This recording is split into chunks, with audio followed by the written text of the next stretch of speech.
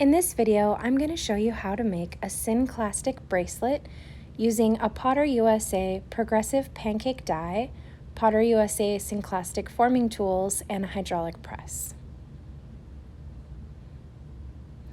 So the first thing we're going to start with is the progressive pancake die. This particular design is 502, and I'm using Cranston fancy wire strip in the pancake die. It's really great pre-hardened copper that's been patterned with a decorative print. So I'm going to slide my metal into the pancake die and make sure everything is centered in my hydraulic press. I'm going to place a spacer over the top to ensure that the entire cutting surface of the pancake die is covered, and then I'm going to go ahead and press.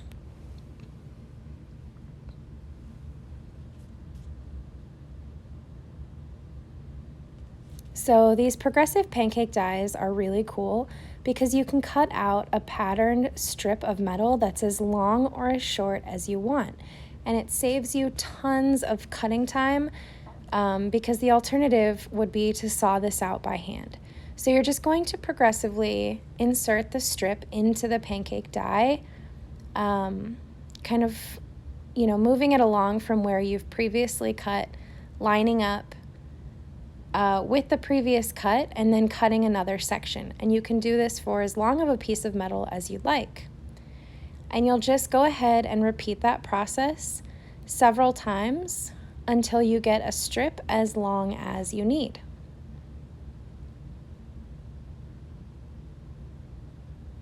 And it's very important that the entire cutting surface of your pancake die is always covered and always supported below with a spacer. And you might have to kind of open those areas back up of the pancake die because they get compressed when pressing. That's normal. You can push them back open and then continue to slide your metal in and continue cutting. And the Cranston fancy wire is a great thickness for bracelets. It's 16 gauge, so it has a really nice weight to it. So you're going to continue progressing this along and cutting until you get a strip the length that you want.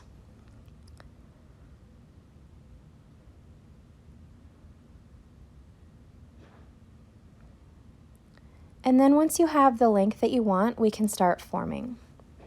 So I'm going to use PotterUSA's bracelet forming tools in the hydraulic press. This is the skinny Synclastic former, and I'm placing it in the former frame and using urethane with my strip to form this bracelet into just a very gentle Synclastic curve. I did not anneal. I'm just taking this straight from how I purchased it and after cutting, so it's still nice and hard, but it will go ahead and form nicely, and then it will be really nice and stiff for a bracelet. You won't have to worry about it losing its shape or anything like that. And you're just going to slide it along and continue pressing, just forming bit by bit. And once you get about halfway, you can take it out and flip it around and start forming from the other side.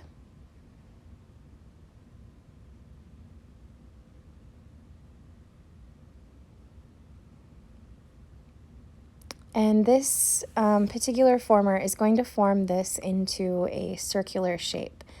And because I'm making a cuff bracelet, I want it to be more of an oval shape. So we're going to use another former to kind of create that oval. But first we need to finish forming it with this initial former. So that's formed all the way around with the skinny Synclastic former. Now I'm going to switch to the small skinny Synclastic former. It's the exact same shape but a smaller radius. And so I'll use that on the two sides of the bracelet, and that'll bring those sides in and create a more oval shape.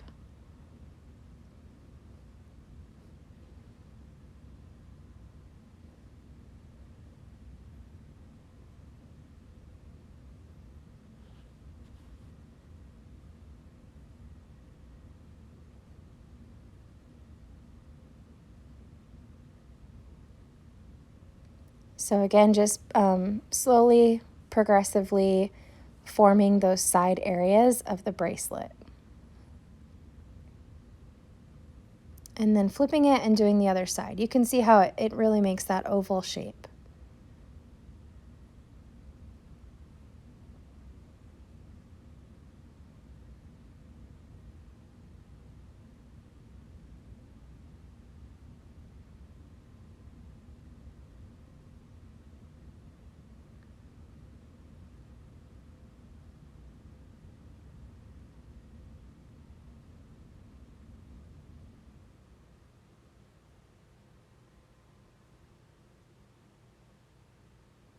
Okay, and that's it for forming.